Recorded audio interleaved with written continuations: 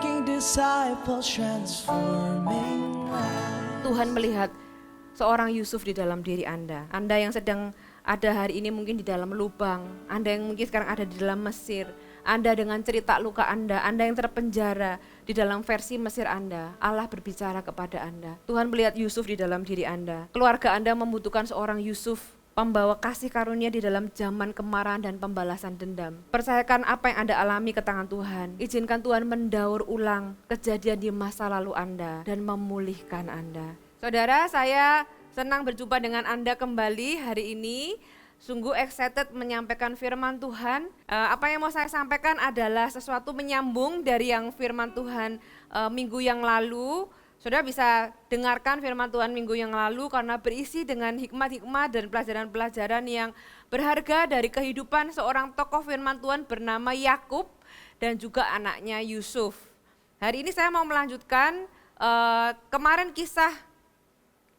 kisahnya berhenti ketika Yusuf itu dijual dan kemudian dibeli oleh seorang pegawai istana Firaun yang bernama Potifar. Kita buka sama-sama Kejadian pasal yang ke-39, Saudara. Kejadian pasal yang ke-39, kita baca ayat yang pertama. Ya. 39 ayat yang pertama, adapun Yusuf telah dibawa ke Mesir dan Potifar, seorang Mesir pegawai istana Firaun, kepala pengawal raja membeli dia dari tangan seorang Ismail yang membawa dia ke situ. Tetapi Tuhan menyertai Yusuf sehingga ia menjadi seorang yang selalu berhasil dalam pekerjaannya. Maka tinggallah ia di rumah tuannya orang Mesir itu. Saudara, saya ingatkan kembali cerita ini adalah cerita di mana Yusuf dijual jadi budak. Dia kehilangan kenyamanannya, dia berpisah dengan orang tuanya, dia dijual oleh saudaranya sendiri. Dikhianati oleh saudara-saudaranya sendiri, dia sampai di kota gitu ya, di sebuah tempat yang dia tidak pernah datangi sebelumnya mungkin. Dia nggak ngerti, dia merasa asing dan dia nggak cuma itu, dia adalah seorang budak. Bukan orang yang datang dengan kenyamanan atau fasilitas, tapi dia diperjualbelikan, jadi dia tuh dibeli gitu kayak barang. Nah, tapi ada yang aneh, di ayat kedua dikatakan Tuhan menyertai Yusuf. Tuhan menyertai Yusuf. Kalau Tuhan menyertai Yusuf, kenapa Tuhan tidak membatalkan transaksi jual beli Yusuf ke Mesir? Tuhan menyertai Yusuf, tapi Yusuf jadi budak loh. Tapi Yusuf itu mengalami perlakuan buruk loh dari saudaranya. Tapi firman Tuhan katakan Tuhan menyertai Yusuf. Apa yang kita pelajari dari ayat ini? Saudara, jangan samakan penyertaan Tuhan dengan suasana hati yang baik atau kondisi hidup yang menyenangkan. Saya percaya kondisi hati Yusuf pada waktu itu tidak dalam kondisi yang baik. Saudara, dia terluka secara emosional, dia dikhianati, dia dijual. Dia merasa sendirian, dia ditinggalkan, dia terpisah. Tapi di sini dikatakan Tuhan menyertai Yusuf. Sekali lagi, jangan samakan penyertaan Tuhan dengan suasana hati kita atau kondisi hidup kita. Apakah menyenangkan atau tidak menyenangkan. Kita baca selanjutnya, kita lompat ke ayat yang ke-7. Selang beberapa waktu istri tuannya memandang Yusuf dengan birahi lalu katanya, marilah tidur dengan aku. Tetapi Yusuf menolak dan berkata kepada istri tuannya itu, dengan bantuanku, tuanku itu tidak lagi mengatur apa yang ada di rumah ini dan ia telah menyerahkan segala miliknya pada kekuasaanku. Bahkan di rumah ini pun ia tidak lebih besar kuasanya daripadaku. Dan tiada yang diserahkannya kepadaku selain daripada engkau sebab engkau istrinya. Bagaimanakah mungkin aku melakukan kejahatan yang besar ini dan berbuat dosa terhadap Allah? Aku gak bisa, aku gak mau gitu ya. Saudara, jangan berpikir bahwa apa yang dialami Yusuf ini sesuatu yang mudah. Yusuf ini sudah jadi budak, dia disertai Tuhan, akhirnya dia mengalami promosi di dalam rumah Potifar ini. Ada pencobaan baru. Si Yusuf ini ganteng, cakep gitu ya. Cakep gak cuma cakep, dia itu tahu membawakan diri. Jadi dia elok parasnya dan manis sikapnya.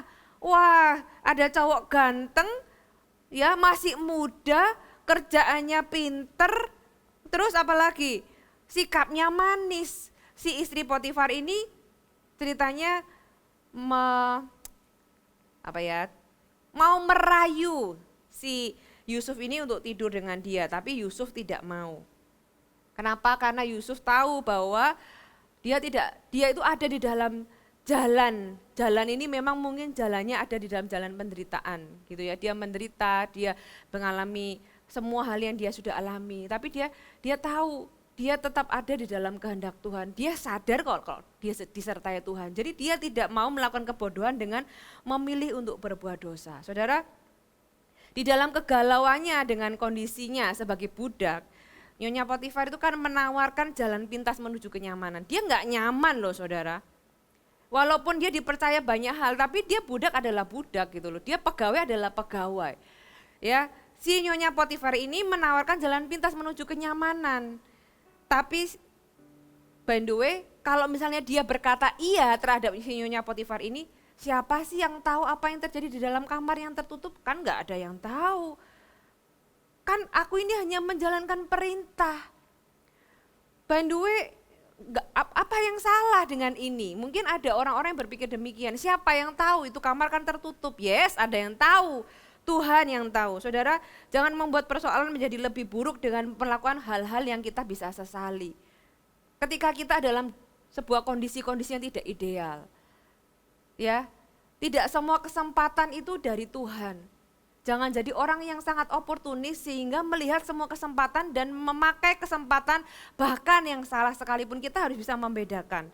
Saudara, jangan melakukan kebodohan ketika kita itu ada di dalam jalan kehendak Tuhan. Jangan sampai kita menyesal berikutnya.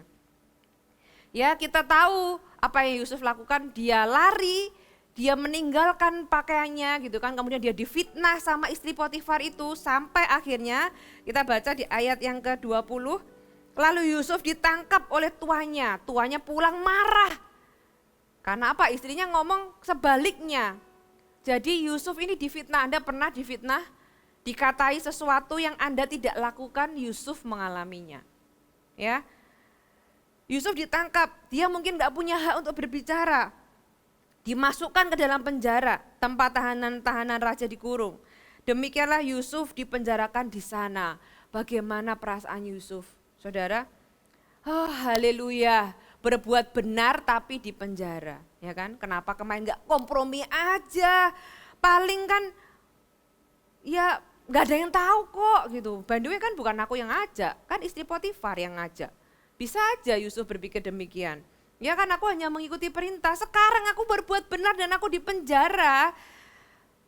Saudara, lebih baik dipenjara tapi Anda berbuat benar. Lebih baik Anda kehilangan segalanya tapi Anda tidak kehilangan Tuhan. Karena penyertaan Tuhan itulah yang akhirnya membawa Yusuf lebih tinggi daripada Potifar. Tapi di tempat ini Yusuf itu dipenjara. Ya, ayat Kejadian pasal yang 40 ayat yang ke-6 sampai yang ke-7. Ketika di penjara, sekali lagi Yusuf disertai Tuhan, Yusuf dikasih kepercayaan oleh kepala penjara, ya, kemudian dikasih orang-orang tahanan itu ada di dalam pengawasannya Yusuf. Kemudian ada juru minuman dan juru roti yang juga dari Firaun yang dipenjara, satu penjara dengan Yusuf di mana Yusuf itu melayani mereka. Kejadian 40 ayat 6 sampai yang ke-7, tetap ketika pada waktu pagi Yusuf datang kepada mereka. Segera dilihatnya bahwa mereka bersusah hati. Lalu ia bertanya kepada pegawai-pegawai istana Firaun yang ditahan bersama-sama dengan dia di dalam rumah tuannya itu. Mengapakah hari ini mukamu semuram itu? Yusuf, apa kamu gak kurang menderita? Harusnya kan Yusuf yang curhat sama mereka. Harusnya Yusuf itu bilang, kamu tahu gak? Aku ini ngalami begini. Orang itu kalau menderita kan kita suka ceritakan dengan penderitaan kita. Ya kan, Yusuf, saya berpikir Yusuf, apakah Anda ini tidak kurang menderita? Masih peduli sama orang lain. Saudara, apa yang kita belajar di sini? Ketika kita melihat orang lain terluka, ketika kita ini melihat orang lain tangguh kutip sedih, pedulilah dengan mereka. Ya, walaupun kita sendiri mungkin sedang terluka. Bagaimana seandainya Yusuf mengabaikan kesedihan di wajah pegawai Firaun? Bagaimana ketika hari itu Yusuf itu nggak peduli, emang gue pikirin gitu ya. Terserahlah dia mau sedih, aku juga punya kesedihan, aku juga punya masalah. Emang lu doang yang punya masalah, ya udahlah masalah situ gitu ya. Saudara, apa jadinya kalau Yusuf itu tidak peduli? Apa jadinya kalau dia nggak menanyakan gitu ya? Bagaimana jika Yusuf itu hanya fokus kepada kebutuhannya, penderitaannya, sakit hatinya gitu ya, dan mengabaikan kebutuhan orang lain? Apakah Allah akan membebaskan Yusuf dari penjara? Kita nggak pernah tahu. Ya, tapi yang kita bisa belajar dari kebaikan Yusuf ini adalah lewat kebaikannya. Dia nggak pernah tahu bahwa ternyata kebaikannya itulah yang nantinya membuka pintu penjara buat Yusuf, ya, dan memperkenalkan Yusuf pada Firaun. Belas kasihan kita itu penting di hadapan Allah. Jadilah orang itu yang peduli. Jadi orang itu yang care. Jangan cuma fokus pada diri sendiri. Yes, aku mungkin masih punya kebutuhan. Ya, aku mungkin lagi sedih. Ya, aku lagi terluka.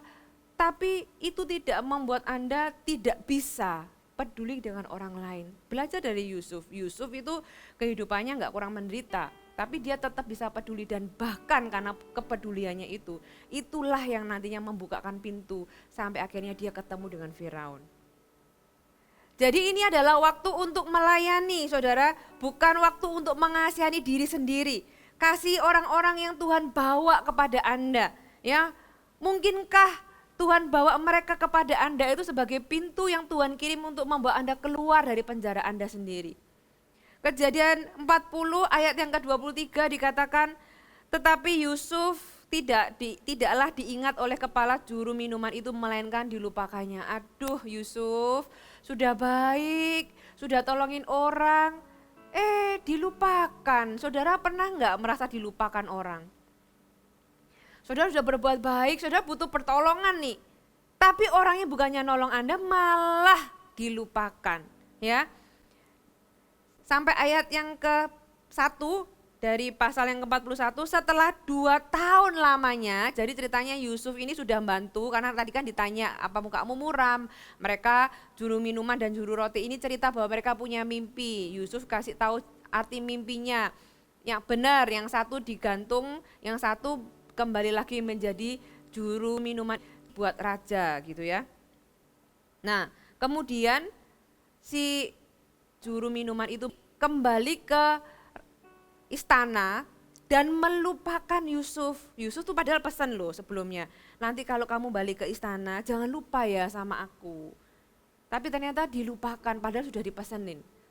Berapa lama dia dilupakan? 2 tahun, saudara.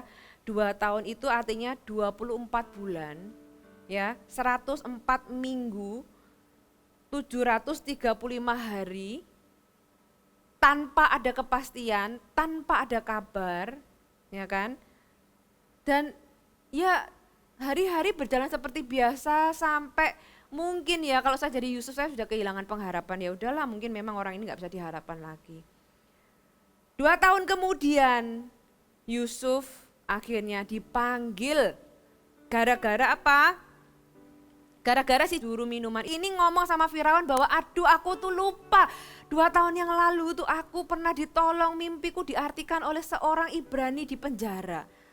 Akhirnya karena juru minuman ingat, saya percaya itu adalah waktu Tuhan, diizinkan Tuhan, kalau memang belum waktunya ya lupa. Begitu ingat, begitu waktu Tuhan dia akan ingat dan ada kejadian. Akhirnya singkat cerita Yusuf ketemu dengan Firaun. Ya saudara, masa-masa menunggu tuh gak enak. Yusuf dilupakan selama 2 tahun sama orang yang diharapkan bisa menolong dia. Tapi selama 2 tahun itu Tuhan itu mengerjakan Yusuf. Ya, Tuhan melihat kekacauan di dalam kehidupannya Yusuf ini sebagai kesempatan yang sempurna untuk melatih, menguji, mengajar seorang calon perdana menteri. Kadang-kadang seperti dalam kehidupan kita cuma bisa lihatnya itu kekacauan, penderitaan, kesukaran. Tapi Tuhan melihat dengan cara yang lain. Demikian juga dengan Yusuf. Yusuf kan nggak tahu apakah ujungnya akan jadi seperti itu. Yusuf taunya pokoknya dia cuma di penjara, hopeless, nggak tahu no future gitu, nggak tahu masa depannya seperti apa. Saudara, Kita belajar dari kehidupan Yusuf. Tuhan selalu bekerja dengan luar biasa. Dan Tuhan itu tidak menikmati penderitaan kita. Tuhan itu senang dengan perkembangan kita. Jadi Tuhan gak suka loh lihat kita menderita. Tapi Tuhan itu tahan hati melihat supaya lewat apa yang kita alami itu kita berkembang, kita bertumbuh, kita dipersiapkan ke dalam visi dan tujuan yang lebih besar. Kita masuk lagi di Kejadian 41 ayat yang ke-38 sampai ayat yang ke-40. Ini setelah Firaun mendapat arti dari mimpinya dan sebagainya. Dan dia terkesima, lalu berkatalah Firaun kepada para pegawainya, mungkinkah kita mendapat orang seperti ini? Seorang yang penuh dengan roh Allah, kata Firaun kepada Yusuf, oleh karena Allah telah memberitahukan semuanya ini kepadamu, tidaklah ada orang yang demikian berakal budi dan bijaksana seperti engkau. Engkaulah yang menjadi kuasa atas istanaku dan kepada perintahmu seluruh rakyatku akan taat. Hanya tahta inilah kelebihanku daripadamu. Saudara, ayat ini menceritakan tentang titik balik Yusuf. Yusuf ini hidupnya tuh kayak ya dalam sekejap ke bawah gitu ya. Dalam sekejap ke atas. Dalam sekejap hidupnya yang nyaman, jadi anak papa, tiba-tiba dijual jadi budak. Dalam waktu sekejap sehari itu. Tiba-tiba dalam sehari juga dari tahanan tiba-tiba jadi Perdana Menteri. Ini adalah hari-hari kelimpahan, mulainya kelimpahan dalam kehidupan Yusuf. Dia nggak di penjara, sekarang dia ada di istana. Dia duduk dengan sebuah jabatan yang sangat tinggi gitu ya. Dan dia dikasih Firaun seorang istri. Saatnya Yusuf membangun keluarganya. Kejadian pasal yang ke-42 ayat yang ke-45 dan 46a. Lalu Firaun menamai Yusuf Zafnat Paaneah serta memberikan Asnat anak Potifera imam di On kepadanya menjadi istrinya. Demikianlah Yusuf muncul sebagai kuasa atas seluruh tanah Mesir. Yusuf berumur 30 tahun ketika ia menghadap Firaun Raja Mesir itu. Jadi kira-kira 13 tahun lamanya Tuhan mempersiapkan Yusuf lewat segala proses dan kejadian dalam kehidupannya. Dan setelah dia punya istri, Yusuf dikaruniai 2 orang putra. Kejadian 41 ayat 50, sebelum datang tahun kelaparan itu, jadi selama 7 tahun masa kelimpahan itu, lahirlah bagi Yusuf 2 orang anak laki-laki yang dilahirkan Asnat anak Potifera imam di On. Yusuf memberi nama Manasye pada anak sulungnya itu, sebab katanya, Allah telah membuat aku lupa sama sekali terhadap kesukaranku dan kepada rumah bapakku. Dan kepada anak yang kedua diberikannya nama Efraim. Sebab katanya Allah membuat aku mendapat anak dalam negeri kesengsaraanku. Saudara, saya mau bicara dari ayat ini. Ini adalah Yusuf di dalam masa-masa dia sudah hidup berkelimpahan. Dia punya anak yang pertama, Manasye, artinya Allah telah membuat aku lupa sama sekali kepada kesukaranku dan rumah bapakku. Saya tanya saudara, kalau Anda lupa, Anda sebut enggak? Kalau kita lupa ya kita enggak sebut lah. Kalau kita, bagaimana kita bisa menyebut sesuatu yang kita lupa gitu kan. Kalau saudara bilang, aku lupa dengan barang apa? Ya dengan tas hijau misalnya. Nah ketika Anda sebut itu kan Anda ingat kembali kan. Coba renungkan, ketika kita menyebutnya kita malah mengingatnya. Sebenarnya apa yang firman Tuhan di sini jelaskan itu malah sesuatu yang sebenarnya kita lihat struggle di hatinya Yusuf. Yusuf ini mungkin dengan kata lain itu ngomong gini, aku ingin lupa, tapi aku gak bisa lupa. Aku ingin melupakan sama sekali. Ya, kemudian yang kedua apa? Anaknya yang Efraim. Allah membuat aku mendapat anak dalam negeri kesengsaraanku. Halo Yusuf, kamu kan sudah gak sengsara lagi. Yusuf, kamu kan sudah jadi Perdana Menteri. Yusuf, bukankah sekarang ada di istana dengan semua kelimpahannya?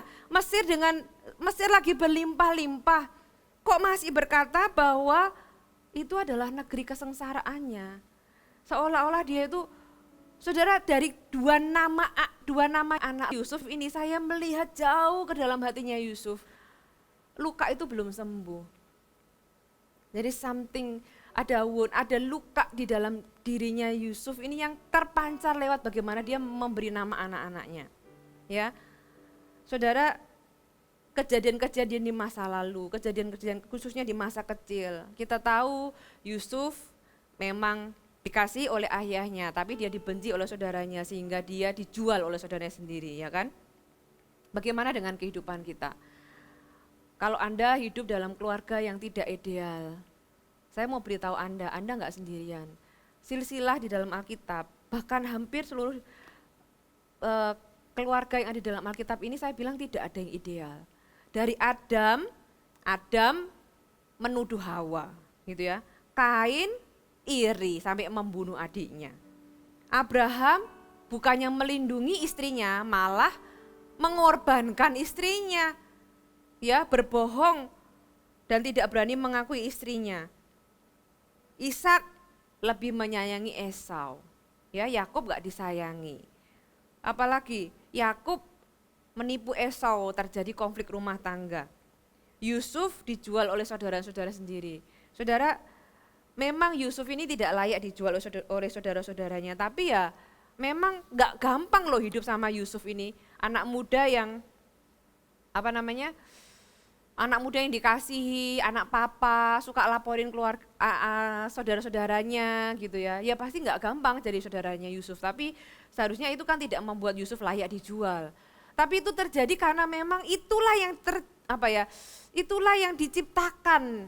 Karena Yakub sendiri, saya minggu lalu katakan, halo Yakub, apa engkau nggak lupa gitu ya, waktu Ishak itu nggak mengasihimu sebagai seorang anak dan terjadi pilih kasih, sekarang kau melakukannya lagi kepada Yusuf dan akhirnya konflik yang lebih besar bahkan terjadi.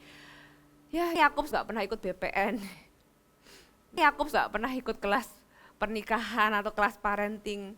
Setiap kita pernah melakukan sebuah kesalahan. Ya mungkin apakah Yusuf ini bisa disalahkan dari semua yang apakah Yakub ini bisa disalahkan atas semua yang menimpa Yusuf? Saudara, Yusuf itu antara dia ingin lupa tapi dia nggak bisa lupa. Dia berkata memberi nama Efraim, aku mendapatkan anak di negeri kesengsaraanku. Dia seolah-olah gini loh, aku melihat sesuatu yang baik, ya puji Tuhan lah. Walaupun aku ini dalam hati sengsara, tapi setidaknya aku ini punya sesuatu yang aku bisa syukuri. Saudara pernah ada di posisi itu, Anda merasa Anda sedang menderita, tapi Anda melihat sesuatu, misalnya Anda dapat berkat, ya puji Tuhan aku dapat ini. Ya setidaknya aku bisa menemukan sesuatu yang aku bisa mengucap syukur atasnya. Itu jeritan hati si Yusuf. Nah selama 10 tahun, jadi ketika Yusuf ini naik tahta, kemudian 7 tahun masa kelimpahan, ya kan, sampai kemudian terjadi masa kekurangan, masa kekeringan, kemudian saudara-saudaranya datang. Selama kira-kira 10 tahun ini, saudara tahu Yusuf itu bisa loh pergi kemanapun. Yusuf itu punya kuasa loh untuk melakukan banyak hal. Guess what? Yusuf tidak pulang ke rumah ayahnya. Yusuf tidak mencari papanya, tidak mendatangi saudaranya atau balas dendam. Ya, dia memilih untuk tidak kembali ke Kanaan. Dia bisa aja bawa pasukan balas dendam atau ngirim pesan, halo Pak, aku masih hidup atau bagaimana, tapi dia memilih untuk tidak melakukannya. Dia punya kuasa untuk mencari dan menemukan keluarganya, tapi dia memilih untuk tidak menghubungi mereka. Yusuf menjadi puas hanya dengan meninggalkan masa lalunya di belakang. Ya, tetapi seperti Yusuf, banyak dari kita ini berbuat sebaik mungkin dengan membangun kehidupan kita sendiri dan meninggalkan itu semua di belakang.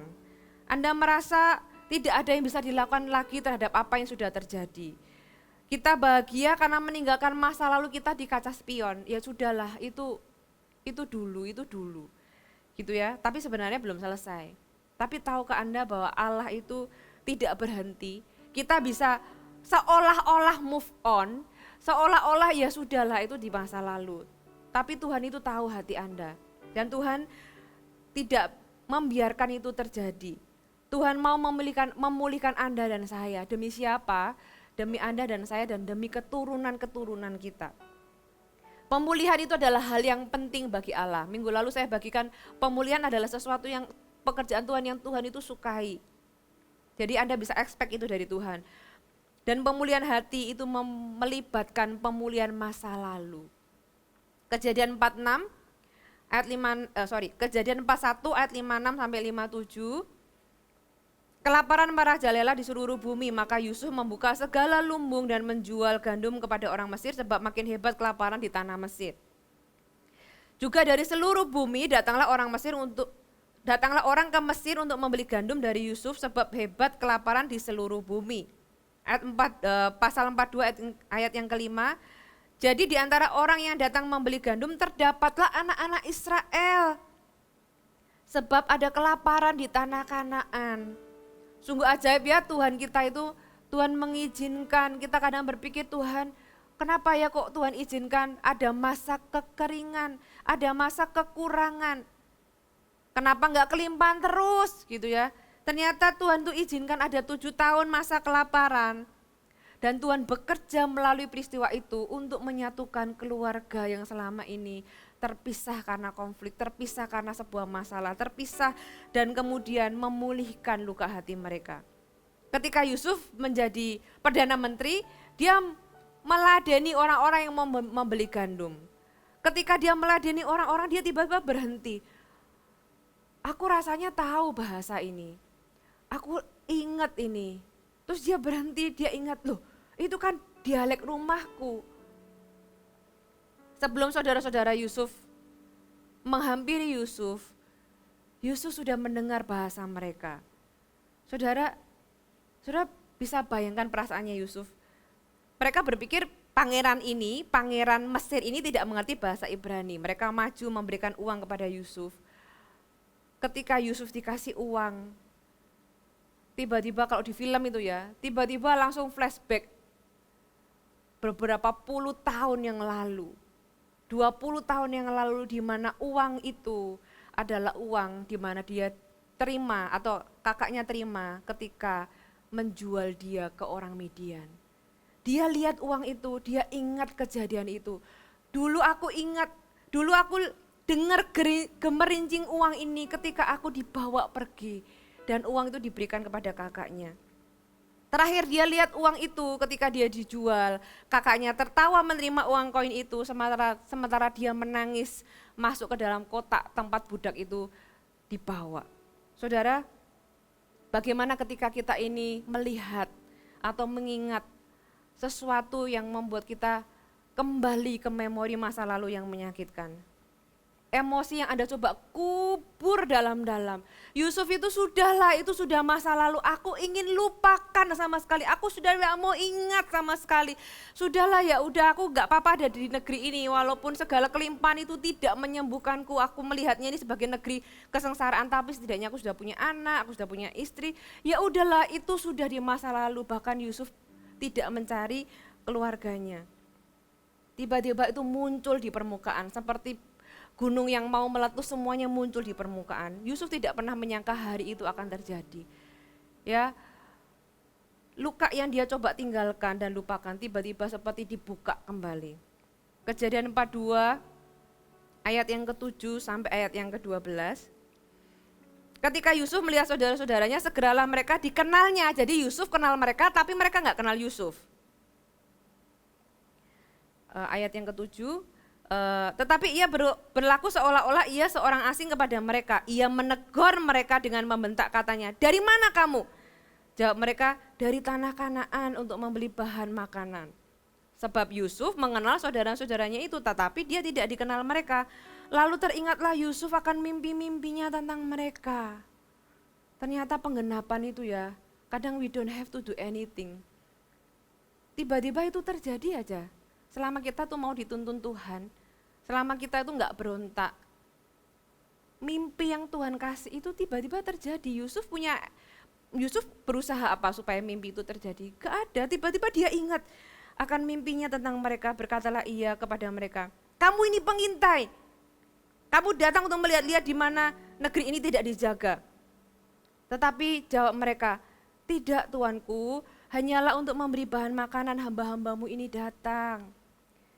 Kami ini sekalian anak dari satu ayah, kami ini orang-orang jujur, hamba-hambamu ini bukanlah pengintai. Tetapi ia berkata kepada mereka, tidak, kamu datang untuk melihat-lihat di mana negeri ini tidak dijaga. Baru setelah itu saudaranya itu menceritakan. Lalu jawab mereka, hamba-hambamu itu 12 orang. Kami bersaudara anak dari satu ayah di tanah Kanaan, tetapi yang bungsu sekarang ada pada ayah kami dan yang seorang sudah tidak ada lagi. Saudara, ini kali pertama dia tahu kabar ayahnya masih hidup. Dia tahu kabar saudara-saudaranya. Oh, Benyamin ada di rumah. Benyamin masih hidup. Kabar yang dia tidak pernah dengar selama 20 tahun ini pertama kalinya dia tahu bahwa adiknya masih hidup. Yusuf sudah coba kubur semua ingatan itu. Tapi ketika Yusuf melihat mereka, hatinya pasti campur aduk. Dia menuduh mereka, kamu pasti pengkhianat, kamu pasti mata-mata gitu ya. Dan bahkan kita kalau sudah baca, sudah bisa lihat di sini Simeon tuh sampai di penjara. Ayat 21, tetapi mereka berkata kepada yang lain, betul-betullah kita ini menanggung akibat dosa kita terhadap adik kita itu. Bukankah kita melihat bagaimana sesak hatinya ketika ia memohon belas kasihan kepada kita. Tetapi kita tidak mendengarkan permohonannya. Itulah sebabnya kesesakan ini menimpa kita. Lalu Ruben menjawab mereka, bukankah dahulu kukatakan kepadamu, janganlah kau perbuat dosa terhadap anak itu, tetapi kamu tidak mendengarkan perkataanku. Sekarang darahnya dituntut daripada kita. Tetapi mereka tidak tahu bahwa Yusuf mengerti perkataan mereka sebab mereka memakai seorang juru bahasa. Ayat yang ke-24, maka Yusuf mengundurkan diri dari mereka, lalu menangis. Saudara, mari saya ajak Anda ada di dalam scene ini, ada di dalam gambaran scene ini ya, di mana saudaranya itu saling menyalahkan. Makanya dulu itu kamu sih, bukankah kita itu lihat bagaimana Yusuf dulu itu sampai memohon dengan belas kasihan, sampai sesak hatinya, memohon belas kasihan tapi kita tidak mendengarkan. Saudara kalau dengarkan khotbah saya minggu lalu, Yusuf itu sudah mungkin teriak dari sumur, mereka tinggal makan saudara.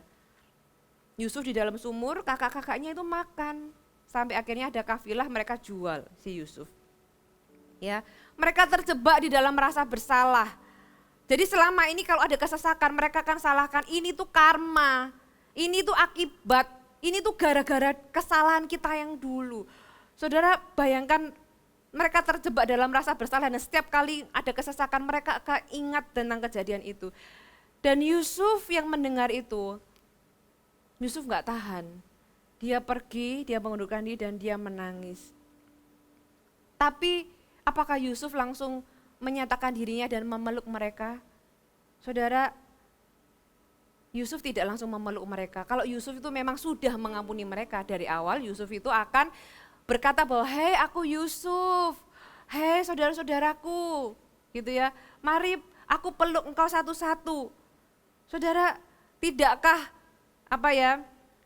baik untuk kita mengetahui bahwa Yusuf pun manusia seperti Anda dan saya. Pengampunan yang Yusuf, yang sering kali dikatakan Yusuf itu mengampuni, saya ajak Anda melihat perjalanan pengampunan Yusuf. Yusuf itu manusia biasa. Yusuf itu mengalami struggle yang tidak mudah. Dia nggak tahu what should I do. Dia nggak menyangka hari itu akan terjadi. Dia ketemu dengan saudara-saudaranya yang dia itu berusaha lupakan. Dia nggak menyangka, ya. Dia tidak melakukannya, dia tidak berkata bahwa aku Yusuf dan aku sudah mengampunimu. Kenapa? Ya karena pengampunan itu tidak pernah mudah. Lebih mudah kasih makan orang miskin, lebih mudah memberi nasihat kepada raja, mungkin lebih mudah bagi Yusuf itu menafsirkan mimpi, bahkan menolak rayuan istri Potifar, itu lebih mudah bagi Yusuf. Tapi ini berjumpa kembali dengan orang yang dia paling ingin dan paling tidak ingin temui di dalam kehidupannya. Dan dia masih struggle dengan luka, kemarahan, kesedihan gitu ya, dan tidak tahu harus berbuat apa. Dan kita ini kadang-kadang seringkali dikasih tahu bahwa kita harus mengampuni seperti Tuhan mengampuni kita. Ya, firman Tuhan katakan di Kolose 3 ayat 13, sabarlah kamu seorang terhadap yang lain dan ampunilah seorang akan yang lain apabila yang seorang menaruh dendam terhadap yang lain, sama seperti Tuhan telah mengampuni kamu, kamu juga perbuatlah demikian. Really? seperti Tuhan mengampuni kamu, kamu perbuatlah juga demikian. Harusnya kalau kayak gitu, Yusuf itu bilang, Bapak ampuni mereka karena mereka tidak tahu apa yang mereka perbuat, terus dipeluk satu-satu. Tapi Yusuf itu belum bisa melakukannya di dalam pertemuan yang pertama. Ya, perintah Yesus yang satu ini tidak mudah, karena memang apa, pengampunan itu bukan sesuatu yang semudah itu bagi luka yang cukup berat seperti Yusuf dikhianati, dijual oleh saudaranya sendiri. Ya, kemudian kita tahu Simeon dipenjara selama 3 hari. Dan kemudian dia bilang udah yang lain boleh pulang, kalau mau kembali bawa si Benyamin datang.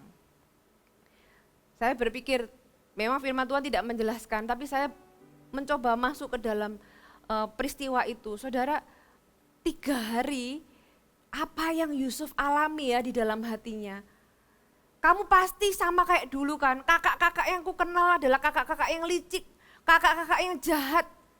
Sekarang kamu sujud-sujud, iya kamu ada butuhnya mau gandum, tapi kamu pasti orang yang sama kayak yang dulu ku kenal. Kamu pasti orang yang sama yang menjual aku kan. Makanya Yusuf itu di dalam pergumulannya, tapi dia tahu aku harus mengampuni, gimana ini? Gimana ini? Ya dia marah, dia nangis. Dia penjarakan Simeon, dia melepas mereka, mengembalikan uang, dia nggak mau dibayar uangnya dikembalikan. Saudara lihat itu kayak ada sebuah pergumulan, dia baik, dia jahat, dia baik, dia kasar, dia membentak. Kemudian singkat cerita, saudara Yusuf setelah membujuk ayahnya, akhirnya kembali dengan Benyamin. Ya, kemudian ayat 43, pasal 43 ayat 29 ini ketika Benyamin datang. Ketika Yusuf memandang mereka, dilihatnya lah Benyamin, adiknya yang seibu dengan dia. Aduh kangennya ya, udah berapa puluh tahun ini enggak ketemu. Kemudian lalu katanya, inikah adikmu yang bungsu itu? Karena mungkin enggak dikenali. Sudah pernah tahu anak yang tadinya umur 2 tahun masih jalan, baru bisa jalan. Terus Anda ketemu 20 tahun kemudian. Wajahnya berubah, semuanya berubah. Dia tanya, apakah ini adikmu yang bungsu itu yang kamu sebut-sebut kepadaku? Karena mereka enggak ketemu 20 tahun. Lagi katanya, Allah kiranya memberikan kasih karunia kepadamu anakku. Lalu Yusuf pergi dari situ sebab hatinya sangat terharu merindukan adiknya itu. Dan dicarinya lah tempat untuk menangis. Dia masuk ke dalam kamar lalu menangis di situ. Saya baca ini, ini kalau difilmkan itu pasti haru biru gitu ya, menangis. Kemudian dia keluar pura-pura gak kenal. Terus dia masuk kamar, hatinya begitu bergejolak. Dan kemudian Yusuf itu makan sama mereka, Yusuf menjamu mereka. Kemudian Yusuf melepas mereka, Yusuf mengisi penuh karung-karung mereka dengan gandum, tapi menaruh piala pribadinya, maksudnya tempat dia minum itu ya, ke dalam karungnya Benyamin. Baru saja mereka keluar dari Mesir, happy kan, dijamu sama Perdana Menteri, siapa yang gak happy. Kemudian mereka ditangkap dan dibawa kembali kepada Yusuf. Saudara, Yusuf itu belum bisa mengungkapkan perasaannya. Dia menyambut mereka, membentak mereka, menangisi mereka, ya makan sama mereka, melakukan muslihat dengan mereka. Saudara, dia berperang dengan dirinya sendiri. Saudara, pengampunan itu ya seperti ini. Tidak teratur. Kadang hari ini kita bisa merasa fine, kadang besok marah lagi. Makanya ada orang yang tanya, loh, aku ini sudah mengampuni atau belum ya? Aku tuh sudah mengampuni, tapi kalau ingat kok kadang muncul marah lagi. Kadang kalau ingat kok muncul sedih lagi, apakah aku ini belum mengampuni? Saudara, pengampunan itu seperti itu. Pengampunan itu enggak selalu kalau itu sesuatu yang mudah ya forget it gitu lah, gampang. Tapi kalau yang sulit, kadang hari ini Anda merasa baik. Besok Anda ingat, Anda marah lagi, Anda sedih lagi. Anda berusaha mengampuni lagi. Saudara, dalam hal pengampunan kita semua ini pemula, enggak ada yang namanya formula rahasia. Selama Anda mencoba untuk mengampuni dan terus mencoba untuk mengampuni, Anda sedang mengampuni. Kita kembali kepada cerita Yusuf ini. Saudara-saudara digiring kembali kan, masih dituduh mencuri piala itu. Dan mereka beri di hadapan Yusuf, mereka sudah habislah, tamatlah riwayat kita. Kita sudah terbukti, sudah terbukti tuduhan itu memang benar. Walaupun mereka mau menyanggah kayak apa kan bukti berbicara gitu ya. Kemudian Yehuda maju menjelaskan bagaimana ayahnya itu sudah lemah, bagaimana ayahnya itu sudah tua, ya bagaimana satu anak laki-laki ini kalau tidak ada pasti ayahnya itu akan meninggal dan sebagainya. Mereka itu sampai sujud minta belas kasihan kepada Yusuf. Kok plot twist ya, dulu Yusuf yang minta belas kasihan sama mereka. Tapi mereka enggak mendengar, hari ini mereka yang sujud minta belas kasihan. Tapi apa yang terjadi? Kejadian 45 ayat yang pertama. Ketika itu Yusuf tidak dapat menahan hatinya lagi. Jadi dia tuh coba tahan, tarik ulur, tahan gitu ya. Dia tidak dapat menahan hatinya lagi di depan semua orang yang berdiri di dekatnya, lalu berserulah ia. Suruhlah keluar semua orang dari sini, maka tidak ada seorang pun yang tinggal di situ bersama dengan Yusuf ketika ia memperkenalkan diri kepada saudara-saudaranya. Setelah itu menangislah ia keras-keras, sehingga kedengaranlah kepada orang Mesir dan kepada seisi istana Firaun. Anda pernah ke istana? Ya, kalau Anda datang ke istana Bogor, itu besarnya itu besar banget. Saudara bisa bayangkan nangis sekeras apa yang bisa didengar sampai seluruh isi istana. Dia itu teriak dengan segenap tenaga, meraung, itu kayak marah sama kasih itu duel jadi satu, akhirnya kasih yang menang. Itu kayak sesuatu itu bertarung di dalam hatinya, akhirnya meledak dan akhirnya dia memutuskan bahwa kasihlah yang menang. Saudara, bagaimana seandainya Yusuf ini menolak saudara-saudaranya? Enggak semudah itu loh kita bisa berkata bahwa oh Yusuf tuh mengampuni saudaranya. Makanya saya jelaskan, Yusuf itu enggak semudah itu. Kalau semudah itu dari awal dia sudah memperkenalkan diri. Tapi dia itu ya nangis, ya bentak, ya marah, ya ngasih gandum, ya menjamu, nangis lagi gitu ya. Pakai muslihat juga sampai di titik dia sudah enggak tahan lagi. Seolah-olah dia berkata bahwa I choose to forgive. Ya sudah. Tuhan memulihkan hatinya. Bagaimana ketika Yusuf menolak saudaranya? Bagaimana jika Yusuf mengusir mereka? Ya, hari ini enggak ada cerita Israel itu dipelihara, itu enggak ada. Pasti mereka musnah karena itu adalah masa-masa kekeringan. Jadi kenapa kok kisahnya Yakub, kalau sudah baca di ayat pasal 37 di minggu lalu saya katakan inilah riwayat Yakub. Terus langsung Yusuf ketika umur 17 tahun. Ternyata apa yang Yusuf lakukan itu menentukan kisah hidup Yakub dan keturunannya. Kalau Yusuf memilih menolak untuk mengampuni, kalau Yusuf memilih untuk pahit karena memang benar dia mengalami kepahitan dan dia struggle dengan itu bahkan ketika saudaranya datang. Kalau dia memilih itu, tidak ada keluarga Israel yang terpelihara.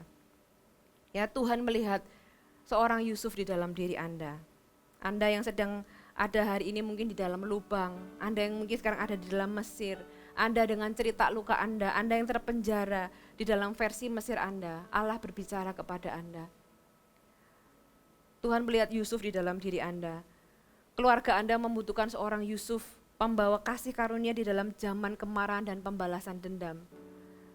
Percayakan apa yang Anda alami ke tangan Tuhan. Izinkan Tuhan mendaur ulang kejadian di masa lalu Anda dan memulihkan Anda. Saudara, pengampunan itu tidak mengurangi keadilan. Ya, hanya bedanya kita menyerahkan dan mempercayakan semua keadilan itu ke tangan Tuhan. Kalau saudara baca kitab Kejadian, pasal 37 itu cerita tentang Yakub dan Yusuf. Pasal 38 tiba-tiba kayak sandwich itu cerita tentang Yehuda dan Tamar. Baru kisah Yusuf dilanjutkan di pasal 39. Kenapa ada cerita sandwich di tengah ini? Ada Yehuda dan Tamar ini. Saudara bisa baca sendiri bagaimana Tuhan memproses Yehuda. Ternyata yang diproses itu bukan cuma Yusuf. Di dalam keluarga Yakub, saya melihat tangan Tuhan yang begitu indah. Yes, Yakub itu mengalami banyak penderitaan. Ya, mereka adalah manusia biasa seperti kita yang melakukan banyak kesalahan. Yusuf salah, saudara-saudaranya juga salah, Yakub juga orang tua yang tidak ideal yang juga salah. Tapi bagaimana kalau Tuhan itu ada di dalam sebuah keluarga yang tidak sempurna ini, mengerjakan semua orang di dalamnya. Tuhan mengerjakan Yehuda yang gagal menyelamatkan si Yusuf pada waktu itu. Ruben yang gagal menyelamatkan Yusuf pada waktu di lubang itu. Bukannya dia berdiri sebagai kakak tertua dan kasih tahu adik-adiknya jangan bunuh dan kita kembalikan ke ayah kita. Tapi kali ini Ruben dan Yehuda lah yang berdiri terhadap Benyamin. By the way, favoritisme di dalam keluarga mereka nggak berubah loh. Yakub nggak ada Yusuf, favoritnya berubah ke Benyamin. Ya kan, karena Yakub itu nggak boleh Benyamin pergi, nanti kalau dia mati aku ikut mati. Istilahnya dengan kata lain yang lain mati aku nggak mati, tapi kalau yang ini mati aku ikut mati gitu ya. Jadi favoritismenya itu nggak berubah, tapi saudara-saudaranya Yusuf ini yang berubah bagaimana meresponinya. Luar biasa ya, Tuhan mengerjakan Yehuda, Tuhan mengerjakan Ruben, Tuhan mengerjakan semua saudara-saudaranya.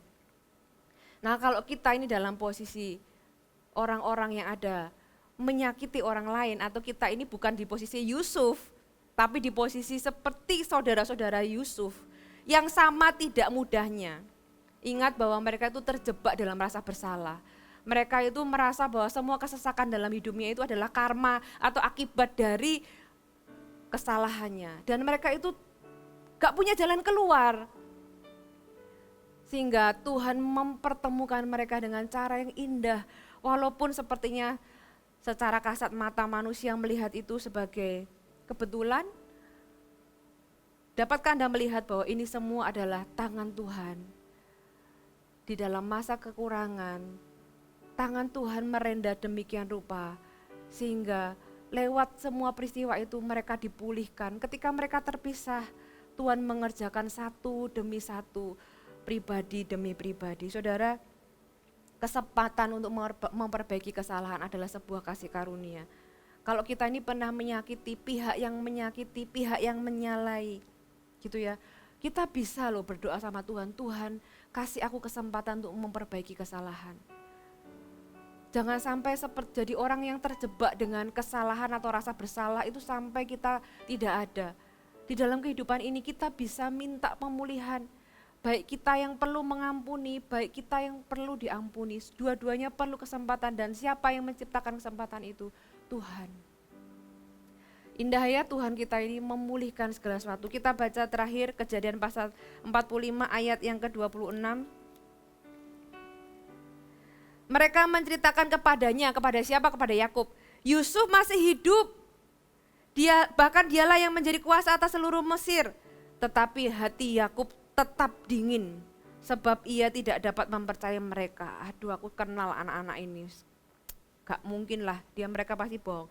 Tetapi ketika mereka menyampaikan kepadanya segala perkataan yang diucapkan Yusuf, dan ketika dilihatnya kereta yang dikirim oleh Yusuf untuk menjemputnya, maka bangkitlah kembali semangat Yakub, ayah mereka itu. Kalau bahasa Inggrisnya itu revive, bangun kembali, bangkit. Kalau sudah tahu, minggu lalu saya bilang ada suatu kejadian yang membuat ketika Yakub itu sedih ditinggal ketika Yusuf itu pergi, Yakub itu sedih setengah mati, sehingga ada sesuatu yang mati di dalam hatinya. Tapi ketika peristiwa ini terjadi, Yakub itu revive, bangkit kembali, hidup kembali. Kalau Anda ada dalam posisi seperti Yakub dulu, Anda masih rasanya ada sebuah peristiwa atau kejadian yang membuat Anda tuh mati sebagian hatinya. Minta sama Tuhan. Kalau itu bisa terjadi kepada Yakub, itu bisa terjadi kepada Anda. Kejadian pasal 6 ayat 29 ayat yang ke-30. Lalu Yusuf memasang keretanya dan pergi ke Goshen. Jadi akhirnya papanya datang ke Goshen, mendapatkan Israel ayahnya. Ketika ia bertemu dengan dia, dipeluknya leher ayahnya dan lama menangis di bahunya. Berkatalah Israel kepada Yusuf, sekarang bolehlah aku mati setelah aku melihat mukamu dan mengetahui bahwa engkau masih hidup. Saudara, saya baca kayak gini aja kepengen nangis.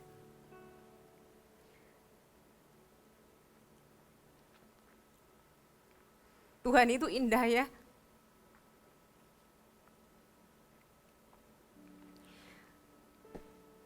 pemulihan adalah pekerjaan Tuhan yang sangat indah dan saya berdoa lewat firman Tuhan ini, saya berdoa Tuhan mengerjakan banyak pemulihan dalam kehidupan Anda. Saya tahu ada orang-orang yang hari ini engkau punya konflik dalam keluarga, hubungan-hubungan yang retak, sesuatu yang Anda mungkin tidak tahu jalan keluarnya. Sama seperti Yakub, sama seperti Yusuf, sama seperti keluarganya, saudara-saudara yang lain. Mereka enggak tahu, tapi kalau kita melibatkan Tuhan, Tuhan bisa bekerja di dalam semua kejadian, dalam semua musim kehidupan kita untuk Anda mengalami pemulihan yang indah. Si Yakub ini akhirnya meninggal di dalam pangkuan Yusuf. Orang yang dia kasih, yang dia kehilangan sekian puluh tahun, akhirnya bertemu kembali. Saudara, saya berdoa kejadian yang indah ini juga saudara alami dalam kehidupan Anda dan kita mau hampiri Tuhan. Kita bawa hidup kita masing-masing di hadapan Tuhan dan kita percaya bahwa Tuhan itu sanggup melakukannya dalam kehidupan kita. Amin. Hai, terima kasih sudah bergabung bersama kami, Gereja Mount Sharon, Jabodetabek. Sebagai gereja Tuhan, adalah kerinduan bagi kami untuk melihat Anda terus bertumbuh di dalam pengenalan akan Tuhan dan mengalami perubahan hidup. Maka dari itu, bergabunglah bersama komunitas kecil kami, Connect Group. Dapatkan informasi lebih lanjut pada kolom deskripsi kami. Last but not least, don't forget to subscribe dan bagikan video ini kepada orang yang Anda kasihi. Thank you for joining us and see you next time.